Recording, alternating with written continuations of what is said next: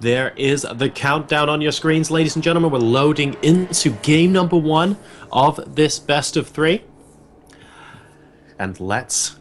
Oh, hang on. The map's lagging very slightly. We're almost in the game. Of course, this is the first time I think we've loaded up this map today as well. So it just needs a little bit to warm up. But we are now safely in. And Nathanius, why don't you go ahead and tell us which one of our illustrious players is in this best of 3. All right, well, spawning in the bottom right position of this wonderful map that is Bel'Shir Vestige, we have playing as the pink Zerg player, it is Johnny Rico. And in the top left position, spawning as our green Zerg player, looking to secure a little bit of an advancement here in this Challenger Division qualifier. Not exactly sure what CS stands for, but we are going to have the green Zerg, Santa Sam. Love the name. Santa Sam. That's pretty cool, actually. Every so often a nickname comes around and you're just like, I would never think of that in 1,000 years. And Santa Sam is definitely one of them. I believe CF stands for Crazy Forces. Tetra just popping me a quick message there, so thank you very much to him. And Johnny Rico, of course, an incredibly well-established British player. We'll see if he can make another very deep run through this bracket. But there are good players absolutely everywhere here, and Sam is looking to try and make a dent in a couple of pro players' repertoires today, starting with the ZVZ on Bel'Shir. Both sides starting their spawning pools at exactly the same time, so it could be a little while before we see much variation in what builds these guys are going to go for. Yeah, exactly. Jorisar, both players opening up pretty economically timed spawning pools. Typically speaking, we'll have a hatchery go down. To follow this up, we already have a drone in position for Johnny Rico. And Santa Sam, I love the alliteration in the name, is going to be going for his hatchery as well. Then we'll probably see a gas, and generally, as far as ZVZ goes, unless your Vortex is going to throw in some crazy +1 roach timing, we oftentimes see players just put their first 100 gas towards speed, second 50 gas towards a Baneling nest, and then just kind of feel each other out for where they can find little places to be aggressive. But I guess things that would be interesting to look out for be if one of these players decides to get a bit of a later gas, but nothing terribly unusual so far. Bel'Shir Vestige, as far as ZVZ goes, not really that crazy of a map. No, it's basically, I always like to joke that Bel'Shir Vestige kind of looks a bit like Fat Ohana, I want to say, because once you compress the center of the map and those top 2 and bottom 2 bases, if they merged into one, the map architecture actually looks very, very similar, almost identical to Ohana, but it's a slightly larger map. There are more attack paths. The watchtowers don't quite grant you as large a percentage of map vision, although they're very important in the center there, especially with those destructible rocks later on in the late game. And it's just a little bit of a bigger map that presents some more versatile strategies for players, and I actually quite like it. Yeah, the rush distance can help promote a little bit more macro games, of course. As you said, it's actually one of the more narrow maps. But it has a pretty long space, so it usually can end up in protracted games where it's a lot of counterattacks with all of those attack paths, as you stated. But Baneling Nest is coming up for Johnny Rico. We should see one with speed now on the way for Santa Sam. And neither of these players really doing anything crazy. It's all going to come down to how many Zerglings they want to make when the speed finishes. Zerglings are going to come in here for Santa Sam. He wants to basically just make sure nothing unusual is going on. Trying to poke away at a drone here. If he was able to get one, that would be nice, but Queen says nope. Sorry, and Santa Sam's already starting up 8 Zerglings, possibly anticipating some aggression or getting ready to throw some on himself. That's right. Both sides actually getting a Spine Crawler at the moment. So like you correctly said, they're really just feeling each other out at this stage in the game, trying to see who is going to be more aggressive, who is going to be more defensive here.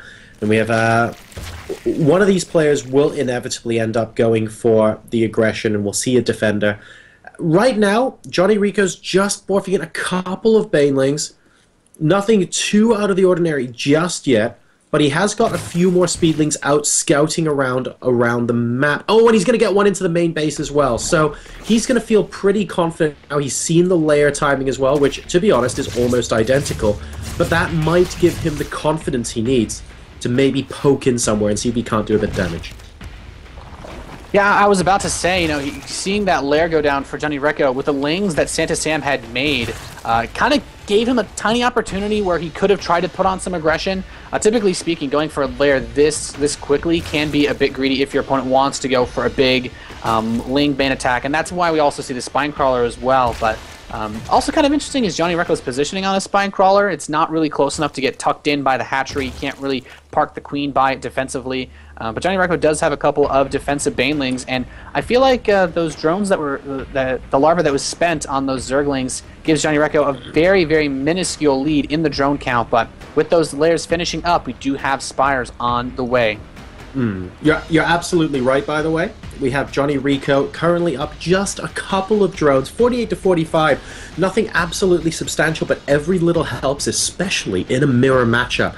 And we can actually see from earlier on in the game where, ooh, hang on, we have a little bit of a ling attack coming in here, and the spine crawler's nowhere to be found. Johnny Recco gonna have to defend with an inferior number of lings for now, and more lings streaming in from Santa Sam, seeing if he can get some aggression done here. But with these banelings out on the field as well, I think Johnny Recco would be able to hold fine. Don't forget, earlier on in the game, around the 3.5 minute mark, he actually got his gas about 30 seconds earlier than Santa Sam as well, and that has genuinely resulted in a slightly faster spire. That won't give him a crazy number of mutalisks or anything like that, but it means that if Johnny Recco is in a defensive position, he has a couple of extra seconds to get out his units right now. Yeah, exactly. That gas expenditure is so important. Those banelings not really getting money detonations. Ooh, this is so dangerous. Now finally getting a little bit of damage in here. Denying this third base is so important for Santa Sam. He's invested a lot of gas into those banelings prior. Even just a mutalisk or two can make a big difference. But now, killing off this third hatchery is going to be so crucial, because now he's got his own third. If he can defend his own third base, he will have the additional gas geysers to mine, which can get him out more mutalisks, and that can make all the difference. 7 already on the way for both of these players, and with the numbers this even, the tiniest of edges really make the biggest difference. Johnny Recco had a massive, massive unfortunate moment there during that attack. He held off the initial push from Santa Sam incredibly well, but after that, for some reason, he wasn't microing his lings that effectively, and there were 4 banelings from Sam that did all the damage. Between them, they took out more than 20 zerglings. I'm pretty confident of that. And that just allowed his lings to get to work on the hatchery. The spine crawler was there for Johnny Recco. He had good foresight there to try and put that down as soon as the third was complete. But by that point, the hatchery was almost dead already because of those excellent baneling hits. So now Santa Sam finds himself in a really nice position in game number 1. Yeah, and that extra gas being mined is going to be so crucial. His mutalisk production is kicking up. Johnny Recco actually has a little bit of long distance mining on these drones. He really wants that gas. And you know, it's kind of interesting to point out, though, we did state earlier that Johnny Recco had a very slight drone lead, but in terms of actually how much gas you're mining, having a lot of drones on a gas geyser, you can't really make more efficient than 3 per gas. So it wasn't really as big enough of a lead to give Santa Sam some sort of big disadvantage. And now the third hatchery just completing for Johnny Recco.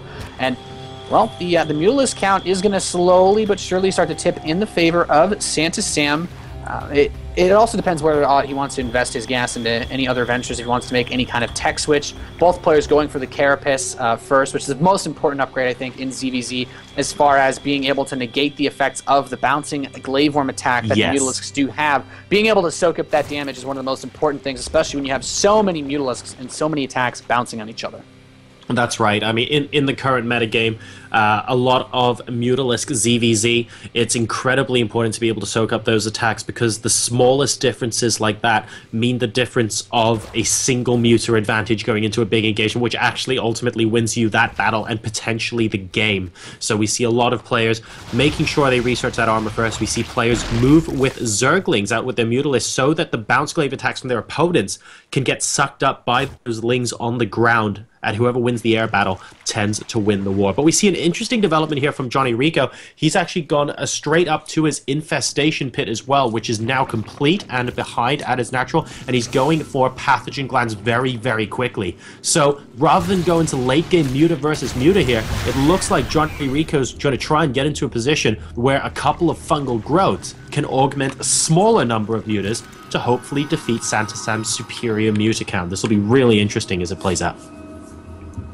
Yeah, I completely agree, Jorstar, and I feel like this might actually be a very minor secession by Johnny Rico, kind of recognizing that Santa Sam was going to have the Mutalisk count advantage, so maybe trying to switch things up, go for the Infestors, and like you said, if he gets one good fungal, that extra AoE DPS can really help the lower Mutalisk count win the fight, but it's also going to prevent the game from completely snowballing out of control once Santa Sam has enough of a Mutalisk lead. And he's actually going to go straight for his Hive as well, so he could be looking to transition into something like I feel like out of a Hive for ZVZ at this point, it's usually just Ultralisks for late game, just trying to kill your opponent, but he's going to have to be able to deal with the Mutalisks at some point. Not very strong versus those, but I'm not sure that he's going to be trying to go for anything like Brutal Corruptor versus Mass Mutalisk. Yeah, this is a situation where Johnny Rico has to understand that it's not just a single fungal that wins in the game. Because of the Mutalisk regeneration rate here in Heart of the Swarm, we need to see him land 3 or 4 fungals, keeping those units in place. Otherwise, even if Santa Sam has the superior numbers, even if all of those mutas are at half health from a couple of fungals, he can always just run away and come back a minute or two later, and it looks like he's now going to want to pop in. Excellent fungal growth to start things off. One fungal hitting the majority of the mutas. He's got a second one. He needs a third. Otherwise, Santa Sam potentially can run away. Is he going to get it? Yes, he does. One more to seal the deal, and oh my god, this is exactly what Johnny Rico was looking for. That, of all the things you could ask for, that's there's no better Christmas present than a fungal on that many clumped up Mutalisks. At the same time, Santa Sam was able to get into the third base and pick up a couple of these drones, but Johnny Rico is looking fantastic. He can almost do anything he wants now. Santa Sam, rebuilding your Mutalisk count at this point is not really a viable option. He has 5 on the way, but there's no way he's going to be able to get up enough to actually shut down Johnny Rico. And there's that Ultralisk Cavern coming in, and you know, 5 Mutalisks trying to kill 6 or 7 Ultras, you're not going to have a fun time. That's right. I love this transition coming out of Johnny Rico. He's saying, look, I've just proven to you that I can destroy a muta count, but let's see if I can't do something else to augment this as well. And the Lings are going to try and stream in here to do a little bit of damage at the third base location is Santa Sam, but Johnny Rico has Lings of his own, and with the Infestors and Mutas as well, there is no chance that can do any damage. Johnny Rico now up 40 supply. And this is definitely not a fun position to be in for Santa Sam. Johnny Rico also has a nice little bit of a drone advantage. He's taking a 4th hatchery. I will say, though, Santa Sam does have his 4th base up slightly faster. So in terms of his options, he's going for the Hive. He's continuing to build up his Mutalisk count. And there's no more Mutalisk production going for Johnny Rico anymore. But Santa Sam, I'm not so certain that going for a lot of Mutalisks at this point is going to be able to really kick him back. I feel like what he's trying to do here is just have such a big air advantage and not get caught by fungals again or by these queens, that he can just slowly whittle the Ultralisk health down. He doesn't have a lot of upgrades yet. +2 is just on the way. Chitinous plating will be done soon, but I think once those upgrades kick in, the Mutalisk single target damage is not really high enough to be enough of a threat to these Ultralisks that he wouldn't pretty much be able to chew through all of his bases by the time he could kill them. No, that's a great point. I think at the end of the day, the Ultras are just such beefy units, and they have so much armor as well. It's going to be incredibly difficult, I think, for Mutas to whittle them down. Combine that with fungal growths and transfuses from the Queens, and I think these Mutas are going to have a pretty darn tough time. So we'll see. The Mutalisk numbers are with Santa Sam. If he spreads really well and picks off the Infestors early, he's got superior Muta on Muta numbers, and here we go. He's actually going to be coming in. Is he going to be able to pull this off? There goes a fungal, but missing just slightly. A second one, managing to hit the majority of those Mutas, and it looks like Santa Sam might be able to hold this, but at the expense of his 4th hatchery. Yeah, the Queens are here to give a little bit of extra backup as well for Johnny Rico, and those Mutalisks taking so much damage. And like I said, he tried to kill off the Ultralisks, but he lost the 4th base anyway. Johnny Rico's like, well, okay, sure, my Ultralisk can't attack up, but you can't kill them fast enough for it to really matter. And with the Queens that are transfused, Johnny Rico's just going to slowly build up his forces. We actually have an Ultralisk Cavern on the way for Santa Sam, and that Mutalisk count is pretty nice, but it's it's not going to give him enough longevity to be able to secure bases and get enough economy to actually win this game in the long run. He has a couple of infestors. We had a little bit of a Zergling run by a moment ago, picked up a few drones in the main for Johnny Recco, and now he's up 75 drones to 51. He has that left side base secure. The Mutalisk is trying to run in here and snipe off an infestor. Does get a fungal growth off, but I will say the Mutalisk's regeneration passive is very, very useful in terms of if they can get away from the infestors, they will recover very fast, and we already see they're already pretty much all back in green health. Yeah, Johnny Recco at the moment, though, he's in a great position. He's at 193 supply versus the 128, and at the end of the day, his Ultralisks are just honey badgering their way towards the third base. They don't mind if the mutas are hitting them because they die at an approximate rate of 1 every 3 hours at the moment. They're just so beefy and have so much armor that these mutas are having a tough time of preventing them from getting the damage they want done. And as a result, 3 base versus 3 base, when you have a 60 supply lead, that's a pretty good position to be in. Yeah, exactly. And the other thing is that with Sam wanting to go for this, just continuing to pump out mass Mutalisks and possibly try to force some weird base trade later on, he's not getting +2 on his Mutalisks. He's not going for any further upgrades that are going to give him an advantage versus these Ultralisks. And I feel like that's another little bit of a mistake. If he wants to stick to the mutas, he's got to get the upgrades to punch that armor. But some great fungals hitting off a couple of these mutas, and the Queens here adding in a lot of extra damage. And, you know, with that +2 armor, it's actually going to help the Queens out in sustaining a lot of these hits as well. Infested Terrans being thrown. The mutas might be able to clean up what's on the ground here in form of anti-air, but it looks like Johnny Recco, like you said, he's just going to honey badger his way on towards the natural. There's some infestors, but fungal growth does not stop Ultralisks. No, man, they really don't. Johnny Recco does not give a hoot. He's moving straight into the third base, and he's saying, well, yeah, you've definitely got Mutalisks. I acknowledge this, and I have bases, and you're not going to have a base by the end of this, is basically what he's saying. The Roach War in the third base gets completely and utterly om-nom-noms to smithereens over here. And the Ultras are just going to, well, they honey badgered their way in, they may as well honey badger their way out. The vast majority survive. Yeah, just looking at the damage these Ultralisks are taking from each volley of the Mutalisks is not terribly significant. I will say, though, there is an opportunity for this to eventually get a little bit out of hand if Johnny Recco chooses to just stay purely maxed on Ultralisks forever. He's going to need to get some more infestors. He has 6 about to pop. He's going to need more Queens, and really, he does need to get another Money Fungal, or Santa Sam can lead him around for a while, or he'll have to accept some sort of base trade. And I feel like the Ultralisks can chew through these buildings quickly enough. It's just a slightly... Johnny Recco has a very nice advantage, but he's playing this in a slightly sloppy way, choosing to just kind of ignore the Mutalisks. He's going to possibly come in here and snipe off this 4th base. There's not quite enough anti-air, but ooh, the infestors moving in, getting clip off on a nice pocket of these mutas. And when you're in range of the Spore Crawlers, they do so much damage. When the mutas are coming in trying to snipe the infestors, he gets a fungal off on a lot of them, but is there enough anti-air here to kill them, Jorsar? I'm not so sure. Infested Terrans being added in, and with those Spore Crawlers finishing, it looks like all the fungals are going to be enough.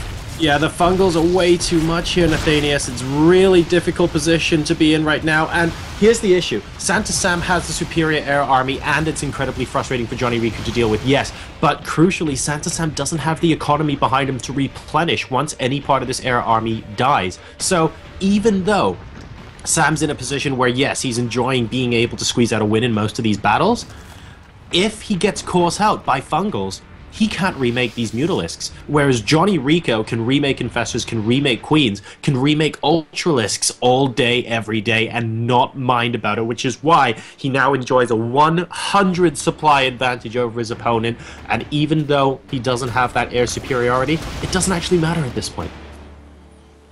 No, you're completely right. He's trying to retake where that 4th hatchery was. He's not even chosen to invest resources in that 3rd.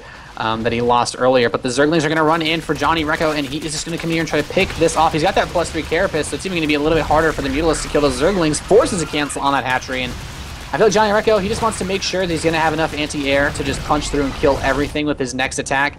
And, well, those Ultralisks getting a little bit restless over there, Jurasar. I think they are, Nathanius. He's on the edge of his creep now, trying to figure out what his next move is going to be. And we have now got, I was waiting for this for a little while actually, we have the Hydralisk Den now going down for Johnny Recco. So he is saying, look, the next push I do, I'm going to come in here with maybe 10 Hydras or something like that, and you're actually not going to be able to do anything. Combined with the fungals, there is nothing you can do to stop this from plowing through into your main base and winning the game. Yeah, and that's the other thing. The Mutalisks, they're very fast. They're good at dodging the Fungals, sure. But the problem is, when you are this close, you can't just run away from the Infestors when the Infestors are in your base. And a couple preemptive Infested Terrans going up. We have some Bird Infestors trying to sneak by for Santa Sam, but I feel like, if anything, he would want them for defensive purposes. There are a lot of Spore Crawlers here to stop the Mutalisks, so those Spines should be able to hit these Infestors if they get too close. And, yeah, the Infested Terrans are getting thrown in. He might actually be able to shut down this base, but I feel like Johnny Recco is just going to push in now. Alright, and these Infested Terrans are going to be raining hell on the 4th base of Johnny Rico. Johnny Rico investing a lot in his infrastructure, though. He's currently building Spires number 2 and 3, so he'll have 3 Spires up on the field in the next 20 seconds or so, just in case, you know, he ends up needing them into the late game. I suspect he won't, though. He's at 184 supply to 70, and Santa Sam supply is plummeting. Yes, he's killed the 4th base, but all of his Infested Terrans and their limited lifespan are now completely out of order. And as a result, Johnny Rico should be able to steamroller through. Still a lot of energy on these Infestors. The Mutas are dancing around, which is great, but now the Spire has gone down as well, and if we see a Fungal, which we don't, anytime now, oh, it's not even going to matter. There we go. Don't even know if he needs it. So many Queens all over the place here. Always funny to see Queens with these armies. And it looks like Johnny Recco, GG from Santa Sam. He'll take game number 1, putting himself 1 game closer to advancing in this WCS EU Challenger Division.